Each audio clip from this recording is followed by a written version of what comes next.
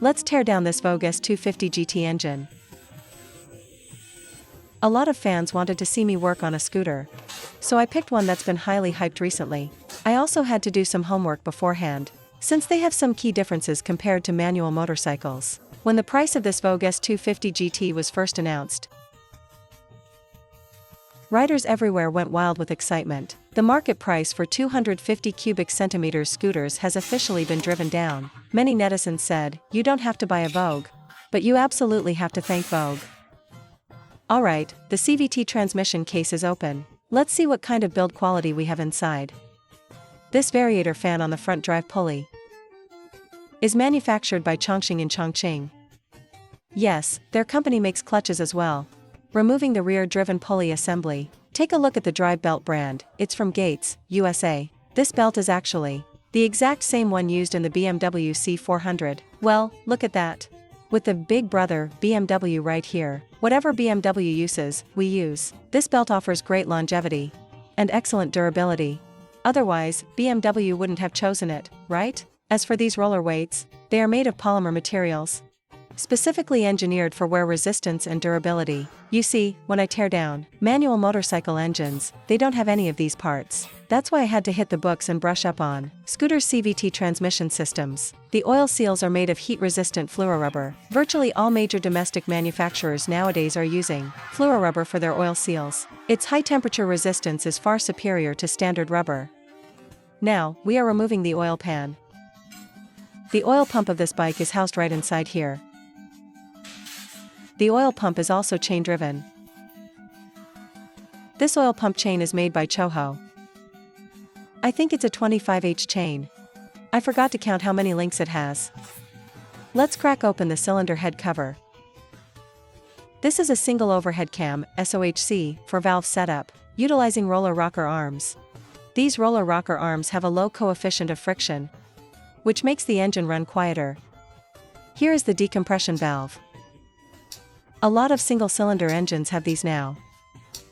Its function is to reduce high cylinder compression during startup, thereby easing the load on the starter clutch and starter motor.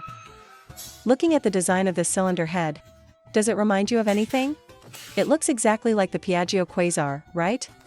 Among the three 250 cubic centimeters scooters currently competing in the market, this particular one is modeled after the Piaggio Quasar. Kmotor's version is modeled after the Kymco 250, while Zhongxin's is modeled after the Aprilia. So, none of them can really call out the others for copying. They're all doing the same thing. Let's keep dismantling to see what modifications Voge actually made to this engine. Let's look at the valves first. They are using valves from Datong. Let's take a look at the piston from this angle. The top of the piston has clearly been modified. This is very straightforward to see. The cylinder block is solid cast iron. The crosshatch honing pattern looks different from the Piaggio Quasar. Since the Quasar engine is known to burn oil, it looks like Voge changed the cylinder honing specs. From what I've gathered, they reportedly adopted BMW's 350 cubic centimeters honing process. Let's examine the piston crown. The profile of this piston crown is completely different from the Piaggio Quasar. The image on screen shows the Piaggio Quasar. Judging by the geometry, its flame propagation and combustion speed should be better than the Quasar. If anyone has the chance to do a side-by-side comparison, this Voge bike should have slightly faster acceleration. Can one of my viewers go out and test that for me? As for the piston rings, they are using Riken rings with a PVD coating. The piston skirt is fully printed with molybdenum disulfide. Look closely at this oil control ring. The Quasar uses a one-piece oil ring, the type where the pieces are joined together, meaning the gaps of the two rails can end up facing each other. Take a look from this angle. But on this Voge engine, it uses the more common, traditional three-piece oil ring style. This type of oil ring provides much better oil consumption control. Let's keep tearing it down. I've watched quite a few reviews from other vloggers testing the Voge 250. For a 250 cubic centimeters displacement engine, the mechanical noise is indeed on the quieter side. Here is the stator coil. From this side on, the disassembly is exactly like a manual bike. Its starter clutch is a multi-roller type. Next, off comes the idler gear. And then the main starter clutch gear. The center of this large gear is hollowed out. Once this ring of bolts is removed, we can split the crankcase. And finally reveal the crankshaft.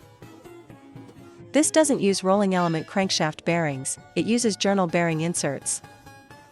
Remove this oil strainer screen over here. And the crankshaft can be pulled right out. This crankshaft is manufactured by Dishing in Qingdao. Hey, talk about a coincidence. The crankshafts for Vespa and Piaggio are also made by Dishing. As for the timing chain, it's a heavy-duty reinforced timing chain from Choho. Next, let's take apart the gearbox. Scooters require separate gear oil changes. Let's examine the transmission gears. Looking closely, they seem to use a gear grinding process. This manufacturing method yields higher precision and cuts down on gear whine. Let's check the bearings inside the gearbox casing. They are using original P6 grade C3 clearance imported bearings. Now that everything is stripped down, let's wrap it up. You don't need to worry about oil burning, nor do you need to worry about engine noise. Lawson did a pretty solid job optimizing this engine.